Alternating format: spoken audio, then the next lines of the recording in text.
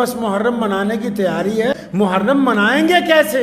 محرم کا دن عظمت والا کیسے بن گیا؟ محرم کا دن ہوا کیا تھا؟ اسلامی سال نو کا پہلا مہینہ شروع ہو چکا ہے۔ 10 محرم کو یوم عاشورہ کا دن پوری دنیا میں مسلمان اپنی عقیدت کے ساتھ، عبادات کے ساتھ، پیارے نبی حضرت محمد رسول اللہ صلی اللہ علیہ وسلم کی سنت کے مطابق گزاریں گے۔ ہمارے یہاں جو بھارت کے مسلمان ہیں، اکثر آپ نے سنا ہوگا کہ ہم کہتے ہیں محرم آ گیا، محرم منائیں گے، محرم کی تیاری کر رہے ہیں۔ تو یہ جو محرم منانا ہے، جو محرم کا دن آ گیا، یہ ہے کون سا دن؟ اس کی تیاری کیسے کی جاتی ہے؟ اس کو منایا کیسے جاتا ہے؟ محرم والے دن ہوا کیا تھا؟ کرتے کیا ہیں؟ کرنا کیا چاہیے؟ محرم کہتے کس کو ہیں؟ محرم کا پیغام کیا ہے؟ کیونکہ جب ہم کوئی تہوار مناتے ہیں، کوئی کام کرتے ہیں، یہ تو نہیں کہ صرف مسلمان ہی کر رہے ہیں، پوری دنیا کے لوگ بھی تو اس کو دیکھ رہے ہیں، ان تک بھی تو پیغام جا رہا ہے کہ ہم نے عید منائی ہے، ہم نے عاشورہ کا دن منایا، ہم نے محرم کا دن منایا، ہم نے 12 ربیع الاول کا دن منایا، ہم نے کیا ہے؟ یہ پیغام کیا دے رہا ہے؟ بہت سارے لوگوں کو پوچھو کہ نہیں جی بس محرم منانے کی تیاری ہے۔ اللہ کے بندے، محرم منائیں گے کیسے؟ منانا کیسے ہے محرم؟ محرم کا دن عظمت والا کیسے بن گیا؟ محرم کے دن ہوا کیا تھا؟ اگر تاریخ کی طرف جائیں گے، پیارے نبی حضرت محمد رسول اللہ صلی اللہ تعالیٰ علیہ وسلم کی حیات مبارکہ دیکھیں گے، ان کی زندگی دیکھیں گے، تو یہ دنیا میں صدیوں سے عاشورہ کا دن بڑی عزت والا دن رہا ہے، بڑی برکت والا دن رہا ہے۔ نبی علیہ السلام نے اس دن کی برکتیں بیان کی ہیں۔ عاشورہ کا روزہ رکھا ہے، اس دن کی فضیلت نبی علیہ السلام نے بیان کی ہے، اور پھر نبی علیہ السلام کے بیان کرنے کے بعد نبی علیہ السلام کی زندگی میں عاشورہ کے دن عبادات کے ساتھ، روزوں کے ساتھ، جب نبی علیہ السلام ظاہری طور پر ہم سے پردہ فرما گئے، اس دنیا سے تشریف لے گئے، تو ان کی زندگی کے کئی سال بعد اسی دن کو میدان کربلا میں جب سیدنا امام حسین رضی اللہ تعالیٰ عنہ کی شہادت عاشورہ کے دن ہوئی، تو اس دن کی عظمت اور بڑھ گئی، اس دن کا مرتبہ اور بڑھ گیا، اس دن کا رنگ روپ اور طرح نکھر کے لوگوں کے سامنے آ گیا۔ اس کا مطلب اس کے ساتھ 2 باتیں جڑی ہوئی ہیں۔ رسول اللہ صلی اللہ علیہ وسلم نے جو فضیلتیں بتائیں وہ بھی عاشورہ کے اندر جڑی ہوئی ہیں، اور میدان کربلا میں جو نواسہ رسول علیہ السلام نے شہادت دی ہے، اس کی عظمت بھی اس دن کے ساتھ جڑی ہوئی ہے۔ آپ نے سنا ہوگا، اکثر ہمارے کچھ بھائی شہادت کے واقعات بیان کرتے ہیں،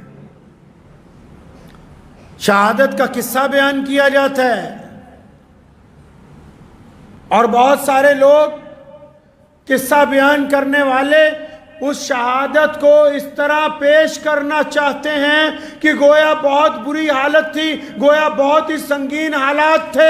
میری بات آپ دل تھام کے تمام لوگ اس بات کو یاد کر لیں کہ میدان کربلا کسی قتل گاہ کا نام نہیں ہے، میدان کربلا مسلمانوں کی یونیورسٹی ہے، وہاں سے ہم نے کفر کے اوپر فتح کی ڈگری حاصل کی ہے۔ اب قیامت آ سکتی ہے، مسلمانوں کے اوپر کبھی کوئی ظالم، کوئی حکمران نہیں ہو سکتا ہے۔ وہ قتل گاہ نہیں ہے، وہ سیدنا امام حسین رضی اللہ تعالیٰ عنہ کی شجاعت کی گواہی دیتی ہے۔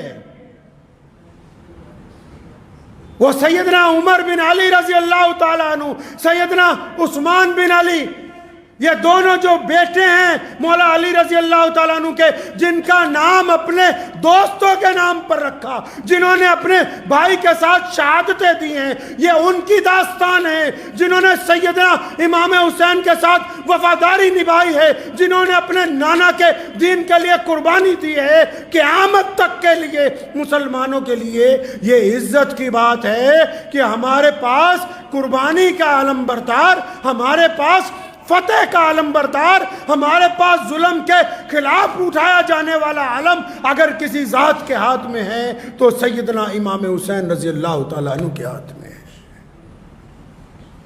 کون کہتا ہے اٹھائیں داستان کربلا کی؟ کربلا نے تو ہمیں درس دیا۔ عرف عام میں آپ کو سمجھانا چاہتا ہوں، آپ کو پتہ ہے کس بات کی لڑائی ہوئی؟ محرم صرف ڈنڈے لے کے سڑکوں پہ نکل کے ہلڑ بازی منانے کا نام نہیں ہے۔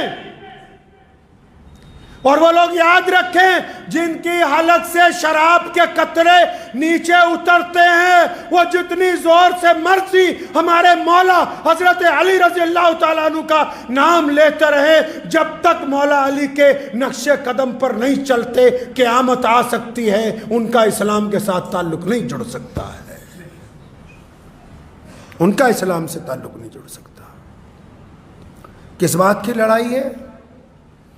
آپ کو پتہ ہے جب پیارے نبی صلی اللہ علیہ وسلم کے بعد سیدنا ابو بکر صدیق رضی اللہ تعالیٰ عنہ خلیفہ بنے، پھر سیدنا عمر رضی اللہ تعالیٰ عنہ خلیفہ بنے، پھر سیدنا عثمان رضی اللہ تعالیٰ عنہ خلیفہ بنے، پھر مولا علی رضی اللہ تعالیٰ عنہ خلیفہ بنے، تو مولا علی رضی اللہ تعالیٰ عنہ کے بعد امام حسن رضی اللہ تعالیٰ عنہ کو مسلمانوں کا خلیفہ بنایا گیا۔ وہ ظالم سنیں کان کھول کے جو یہ سمجھتے ہیں کہ کرسی کی لڑائی تھی، اقتدار کی لڑائی تھی، ارے سیدنا امام حسین کے گھر میں ان کے والد کے بعد خلافت ان کے پیروں میں تھی، ان کے تلووں کے نیچے تھی خلافت۔ سیدنا امام حسن رضی اللہ تعالیٰ عنہ کو خلیفہ بنایا گیا، اور پیارے نبی علیہ السلام نے بھی فرمایا تھا کہ میرا بیٹا حسن ایک وقت آئے گا کہ یہ دو جماعتوں میں صلح کرا دے گا۔ قربان جائیں اس گھرانے پر، نبی علیہ السلام کی آل اولاد پر، کہ جب وقت آیا اور ضرورت محسوس ہوئی تو امام حسن رضی اللہ تعالیٰ نے خلافت سے استعفیٰ دے دیا، انہوں نے خلافت کو ٹھوکر مار دی۔